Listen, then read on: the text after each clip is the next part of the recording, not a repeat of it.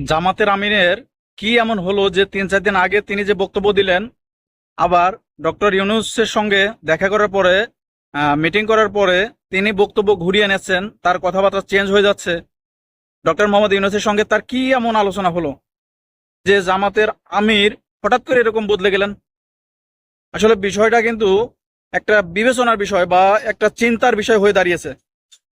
যেখানে দেখেন বিএনপি কিন্তু সেই পথে এখনো দাঁড়িয়ে আছে, কিন্তু জামাতের আমির কিন্তু সেই পথ থেকে সরে আসছে। জামাতের আমির 3-4 দিন আগেও যেখানে বলেছিল যে সরকারের নির্বাচন সম্পর্কে কথা বলা উচিত, কবে নির্বাচন দেবে রোডম্যাপ দেওয়া উচিত। সরকার যে সংস্কার করছে এই সংস্কার তো মানে অনেক দিন ধরে, 10 বছর ধরে করলেও শেষ হবে না।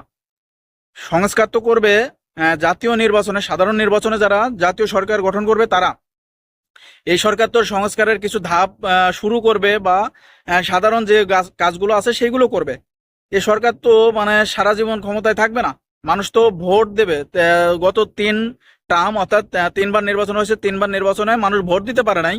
এই কারণেই কিন্তু শেখ হাসিনার পতন হয়েছে। কিন্তু এই সরকার যদি এত দীর্ঘ সময় বা এরকম সংস্কার করতে থাকে তাহলে তো মানুষের সেই ভোটের অধিকার হরণ করার মতোই হয়ে যাবে। অবশ্যই সরকারকে খুব দ্রুত নির্বাচনের রোডম্যাপ দিতে হবে, এরকম কথা কিন্তু, এরকম বক্তব্য কিন্তু তিনি অনার্গল দিচ্ছিলেন 3-4 দিন আগেও। কিন্তু যখনই ডক্টর মোহাম্মদ ইউনূসের সঙ্গে 6 তারিখে যে আলোচনার কথা ছিল, এই আলোচনা হলো, তখনই কিন্তু তিনি আবার বক্তব্য ঘুরিয়ে নিলেন। তিনি এখন কি বলতেছেন যে অন্তর্বর্তীকালে সরকারকে, এই সরকারকে অবশ্যই সময় দেওয়া উচিত।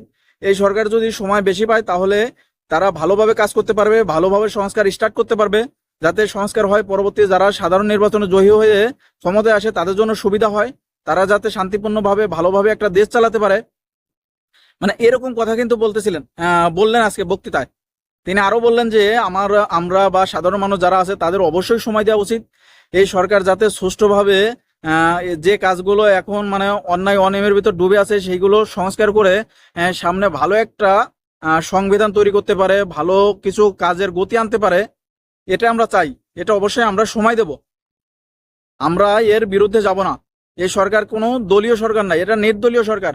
এই সরকার দেশে ক্ষমতায় বসে থাকতে আসেনি, এই সরকার দেশ শাসন করতে আসেনি, এই সরকার এসেছে আমাদের আশা পূরণ করার জন্য। অবশ্যই তাকে আমরা সময় দেব। তাহলে বোঝেন যে 3-4 দিন আগে যে বক্তব্য দিয়েছিলেন এখনকার বক্তব্যের মাঝে কতটা তফাৎ হয়েছে, কতটা ফারাক হয়েছে। এই কারণে কিন্তু এখন চিন্তার ভাঁজ পড়ে গেছে মানুষের কপালে যে বিএনপি কিন্তু সেই পথে এখনো আছে। বিএনপি যেভাবে বক্তৃতা দিচ্ছিলেন, আগে যেগুলো বললাম যে এই সরকার সব সংস্কার তো এই সরকারের করা উচিত নয়, এই সরকার তো করবে না, এই সরকার সব সংস্কার করতে পারবে না, এই সরকারের দ্রুত নির্বাচন দিয়ে সাধারণ নির্বাচনে যারা জয়ী হবে তাদের হাতে ক্ষমতা দিয়ে দেওয়া উচিত। এরকম বক্তৃতা কিন্তু বিএনপি আগেও দিয়েছে, এখনো দিয়েছে, সামনেও হয়তো দিবে। কিন্তু জামাত সরে আসলো, এর কারণটা কি? জামাতের সঙ্গে সেখানে কি কি আলোচনা হলো?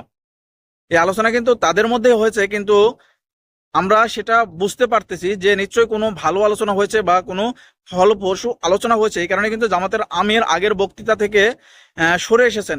তিনি এখন তাকে সময় দিতে চাচ্ছেন, তিনি যতদিন সময় চান সেই সময় দিয়ে তাকে সংস্কারের সুবিধা যা যা করা লাগে তারা সহযোগিতা করার আশ্বাসও দিয়েছেন।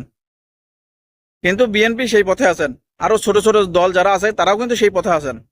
জামাতের আমির শুধু সেই পথ থেকে সরে আছেন, বা ইসলামী আন্দোলন আরো যারা বলেন হয়তো জামাতের আমিরের সঙ্গে বা জামাতের সঙ্গে যারা সখ্যতা গড়ে তুলতেছেন বা যাদের সখ্যতা আছে, যারা ঐক্য গড়ে তুলবেন, তারা কিন্তু আগের পথ থেকে সরে এসে এখন কিন্তু ভিন্ন বক্তৃতা দিচ্ছেন। আর বিএনপি বা তার অঙ্গ সংগঠন তারা কিন্তু আগের বক্তৃতা এখন আছেন। তো এখন দর্শক, আপনাদের উদ্দেশ্যে আমি ভিডিওটা তৈরি করেছি, আপনাদের মন্তব্য কি? জামাতের আমির কি ঠিক বলছে, নাকি বিএনপি জামাত এখনো আগের পথেই বসে আছে, তারা ঠিক আছে? আমার তো মনে হয় জামাতের আমির ঠিক আছে। কারণ জামাতের আমির হয়তো ভুলবশত আগে এরকম চাপ দিচ্ছিল ডক্টর মোহাম্মদ ইউনূসের সরকারকে, কিন্তু সে আলোচনার পরে কিন্তু ফিরে এসেছে। ফিরে এসে তিনি কিন্তু আবার নরম সুরে কথা বলছেন। তিনি বলছেন যে এই সরকারকে আমাদের সময় দেওয়া উচিত। তা আমারও অভিমত, আমার ব্যক্তিগত অভিমত থেকে এই সরকারের কিছুটা সময় দেওয়া উচিত। হয়তো 2 বছর বা 2.5 বছর যেটাই সময় নিক না কেন, তারা নিয়ে যাতে দেশকে ভালো একটা অবস্থানে নেওয়ার পরে নির্বাচন দেয়। তা না হলে কিন্তু আগের অবস্থানেই থাকবে। কারণ বিভিন্ন জায়গায় নৈরাজ্য হচ্ছে, বিভিন্ন ঝামেলা হচ্ছে, এগুলো কিন্তু আগের মতোই থেকে যাবে। এই সরকার যদি সেগুলো সংস্কার করে নির্বাচন দেয় তাহলে মানুষ কিছুটা ডিসিপ্লিনের ভিতরে আসবে। ভিডিওটি তৈরি করলাম, যদি ভিডিওটি ভালো লাগে অবশ্যই শেয়ার করবেন। সবার মতামত জানার জন্য কমেন্ট বক্স খোলা আছে, সবাই কমেন্ট বক্সে মতামত জানিয়ে যাবেন। কারণ যারা জামাতের পক্ষে আছেন বা বিএনপির পক্ষে বিপক্ষে আলাদা বিষয়, যারা যে পক্ষে থাকেন না কেন আপনাদের অভিমত জানিয়ে যাবেন যে বিএনপি ঠিক পথে আছে নাকি জামাতের আমির ঠিক পথে আছে। সবাই ভালো থাকবেন, আল্লাহ হাফেজ।